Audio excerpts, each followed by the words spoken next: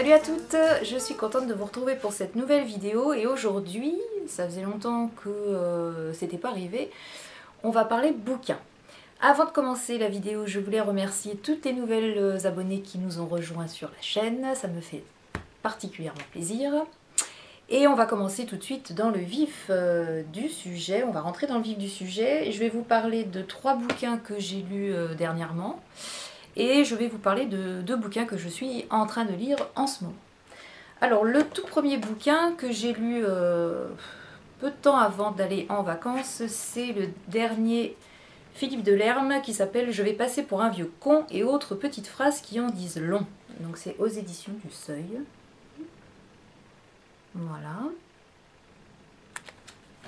Alors ce bouquin, donc Philippe Delerme, c'est un de mes auteurs favoris qui a entre autres écrit et s'est fait connaître par La Première gorgée de bière, et c'est par ce bouquin-là que je l'ai découvert et que j'ai adoré son style et sa façon de raconter les petites choses de la vie de tous les jours qui peuvent être source de plaisir variés, de sensations, de choses comme ça. Et il a écrit énormément de bouquins qui ont tous ce point commun de profiter des petites choses de la vie et d'en faire des événements extraordinaires en quelque sorte. Et dans ce bouquin, je vais passer pour un vieux con.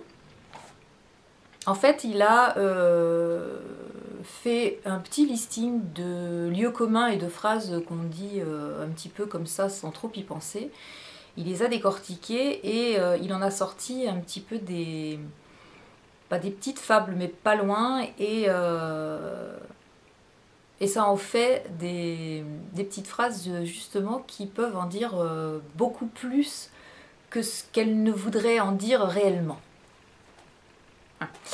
Alors c'est un bouquin qui est très court, qui se lit en une après-midi, vous avez lu le bouquin. Donc j'en ai sélectionné 3 qui m'ont vraiment plu. Donc la première, c'est comment il l'a cassé. C'est l'expression qui tue, je t'ai cassé, comment il l'a cassé. Qui est une expression qui est quand même assez nouvelle, qui a été mise en avant dans le film du Jardin Bryce de Nice, je t'ai cassé. Et il a pris comme exemple Jésus et ses apôtres, quand Jésus est revenu sur terre, et que saint Thomas, qui ne croit que ce qu'il voit, était assez sceptique sur le fait que ce soit vraiment Jésus qui était revenu parmi eux. Et Jésus lui montre ses stigmates. Et Delerme dit que une fois avoir montré les stigmates et une fois que saint Thomas se soit rendu compte que oui, effectivement, c'était bien Jésus qui était redescendu sur terre, Jésus aurait très bien pu finir sa phrase par comment je t'ai cassé. Voilà, donc c'est le genre de truc, moi, qui me fait plutôt rire. Et puis c'est écrit à la Delerme, donc c'est toujours assez rigolo. Et plutôt intelligent.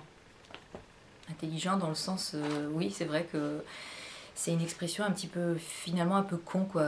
Comment je t'ai cassé, et si on le transposait dans le passé, ça aurait quelque chose d'assez rigolo. Il y en a une autre expression dans ce bouquin qui, pour lui, a la palme du lieu commun qu'on sort, ou que des personnes sortent quand on leur demande, ou quand on entend à la télé, par exemple, dans des jeux, on pose des questions à des gens sur l'histoire, et la seule réponse qu'ils trouvent à donner, c'est « j'étais pas né ». Donc voilà, celle-ci, il en a écrit quelques mots là-dessus, sur le « j'étais pas né », à croire que pour certaines personnes, la vie commence le jour où ils sont nés. Donc heureusement que c'est pas le cas, mais ouais, c'est vraiment le truc con par excellence de répondre j'étais pas né, quoi. Forcément, j'étais pas né, mais la Terre a pas commencé à tourner le jour où on est né, quoi. Ça se saurait, donc voilà, c'est aussi le genre de phrase un peu... Et puis il y en a une dernière, alors celle-là elle m'a un petit peu scotché quand je l'ai lue, parce que c'est quelque chose que j'avais remarqué et qui m'agace profondément quand je regarde Roland Garros. Alors je sais pas si vous regardez ou si vous avez la chance d'aller à Roland Garros, moi j'aime bien regarder le tennis à la télé. Et généralement, quand les joueurs se concentrent avant de jouer, il y a toujours un con ou des cons dans les tribunes qui vous sortent un « Allez !»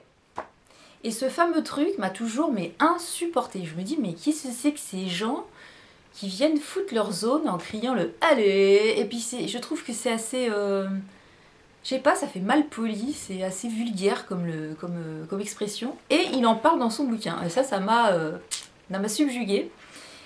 Et a priori, il est d'accord aussi avec ce que je pense, et je pense avec ce que beaucoup d'autres personnes pensent, c'est que c'est vraiment d'une impolitesse, et que c'est pas forcément des jeunes de la banlieue qui sortent ce genre de choses, parce que pour avoir une place à Roland-Garros, ça coûte quand même assez cher, donc c'est plutôt une population d'une petite bourgeoisie, de petits jeunes, qui se la jouent un peu bad boy sur les cours de tennis, et voilà.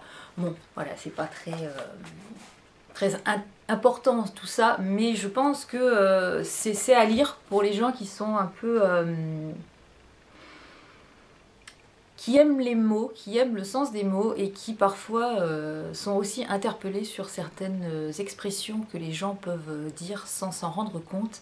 Et là-dedans, on a l'interprétation de Delerme sur tous ces lieux communs, et je trouve ça plutôt intéressant à lire. Voilà, donc je vous remontre. Je vais passer pour un vieux con. Et autre petite phrase qui en disent long de Philippe Delerme. Voilà. Bon bouquin, à mon avis. Ensuite, deux autres bouquins. Alors le premier, c'est ma petite Caroline qui m'a donné envie de le lire. Il s'appelle Spirale, c'est de Tatiana de Ronay, donc que j'ai en édition de poche.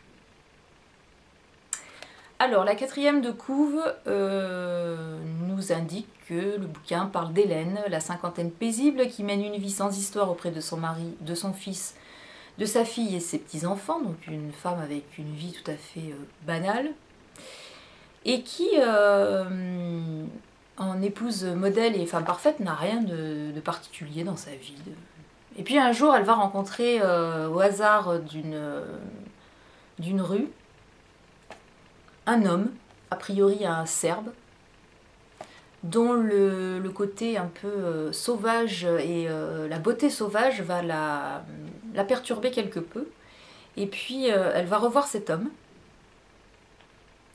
Et ils vont avoir une histoire de pas très longtemps en fait, hein. Ils vont faire l'amour assez bestialement chez cet homme-là, elle va monter chez lui, et ils vont avoir une relation sexuelle assez qui va la changer un petit peu de son quotidien de femme sage.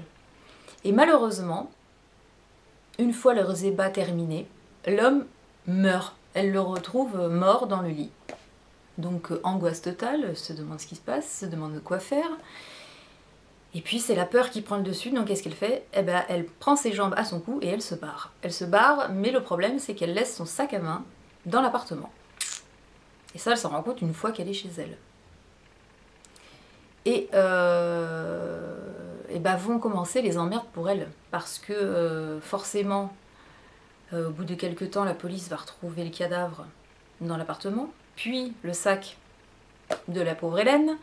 Elle va être convoquée au commissariat, elle va réussir à trouver, malgré sa timidité, son angoisse, elle va réussir à trouver une formule pour dire que effectivement son sac on avait dû lui voler et que c'est sûrement cet homme-là qui lui avait piqué et que c'est pour ça qu'il était dans l'appartement. Donc avec cette pirouette, elle pense qu'elle s'en est sortie, et puis finalement, non, pas du tout. Elle va être emmenée dans un engrenage parce que il y a quelqu'un qui a priori l'a vue avec cet homme. Et elle va la faire chanter. Et donc tout le long du bouquin, ça va être une spirale infernale pour que cette pauvre Hélène puisse s'en sortir avec ses mensonges, en essayant justement de garder la face et que son mari et sa famille ne se doutent de rien, et elle va s'engluer dans des mensonges, elle s'englue dans une tentative de régler elle-même le problème, sans en parler à la police, sans en parler à sa famille, et ça va être assez difficile.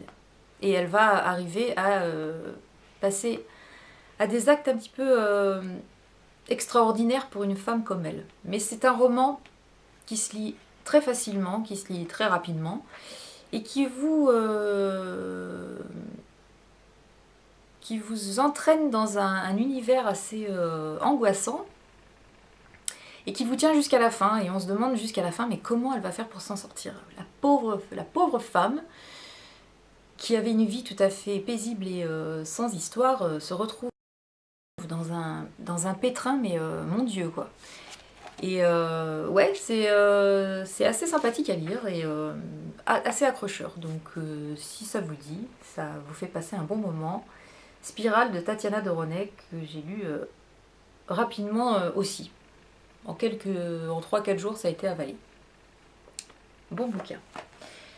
Et le dernier que j'ai lu, qui est un petit peu plus conséquent, c'est un thriller aussi de Karine Gibel, qui s'appelle Juste une ombre, aux éditions Pocket. Alors Juste une ombre, c'est pas la même chose que Spirale, mais c'est aussi un livre assez angoissant. Donc c'est l'histoire de Chloé qui est une fille sans histoire particulière, a priori, et qui sort d'une soirée où elle était invitée, il fait nuit, elle se rend à sa voiture et elle a la sensation d'être suivie par une ombre. Elle se retourne et effectivement il y a un homme qui la suit jusqu'à sa voiture et qui disparaît. Donc elle a une peur terrible, elle rentre chez elle, elle en parle à son petit ami, elle en parle... et puis bon, voilà, elle a été suivie comme beaucoup de femmes pourraient être suivies un soir comme ça dans la rue. Mais c'est que le lendemain et les jours suivants, cette ombre va encore apparaître. Elle va rentrer chez elle, elle va bouger des objets à l'intérieur de sa maison, elle va plus la quitter. Elle va plus la quitter, mais a priori, il n'y a que Chloé qui voit cette ombre et qui se sent menacée. Elle a beau en parler autour d'elle, personne ne la croit. Elle va voir la police, qui fait une main courante, mais qui ne peut pas faire plus parce qu'il n'y a aucune tentative d'agression, il n'y a pas de violence physique, il n'y a pas de... Donc, il y a cette ombre qui est là, qui l'observe, qui la traque, mais... Donc ça va un peu la faire basculer dans une certaine angoisse et une certaine folie même. Et tout le long du film, je vais y arriver, oui, tout le long du livre, c'est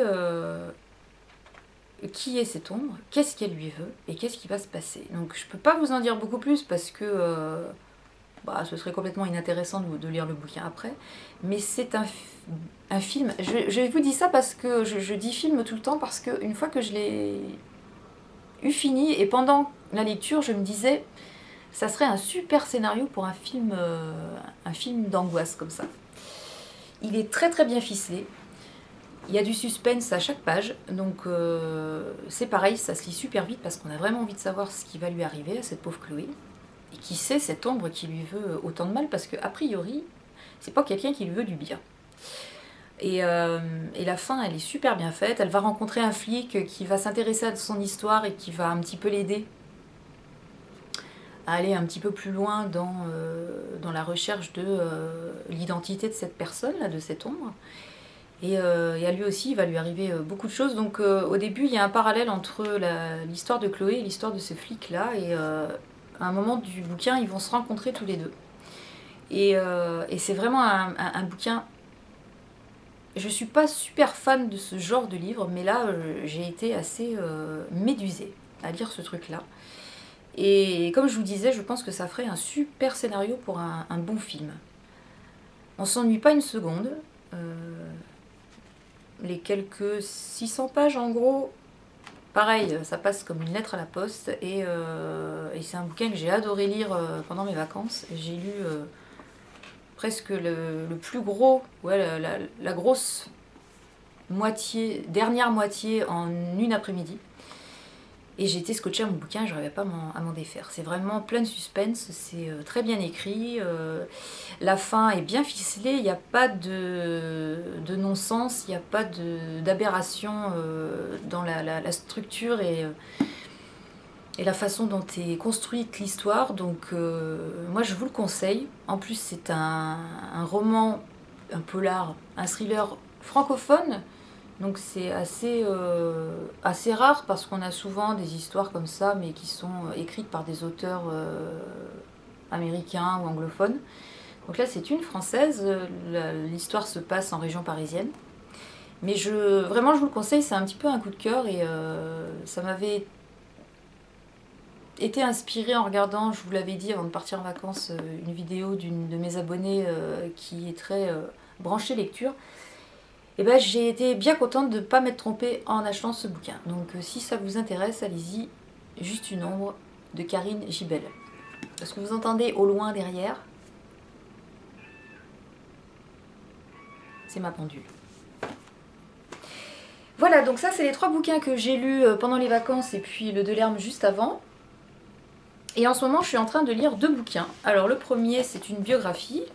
Vous connaissez ma passion pour les biographies. Donc c'est la biographie de Billie Holiday. Billie Holiday, une grande chanteuse de jazz à la voix très très particulière, qui s'appelait, son surnom c'était Lady Day. Donc ça relate toute sa vie, de sa plus tendre enfance jusqu'à la fin. Donc là je suis au début seulement, ça commence super fort, hein. Elle vient du ruisseau cette fille, elle a une vie vraiment très très très difficile. Et c'est un petit peu difficile à bouquiner, donc en parallèle, je lis quelque chose dont je vous avais déjà parlé, qui est le premier roman de Grégoire Delacour qui s'appelle L'écrivain de la famille, que j'ai trouvé au livre de poche. Et je l'ai commencé hier soir, et je pense que ça va être dans la même trempe que les 2 premiers. Même si là j'ai un petit peu du mal à rentrer dedans, mais le soir, étant un peu fatiguée, j'ai du mal à rentrer dans les bouquins, et je lis 1 ou 2 chapitres et puis je m'arrête.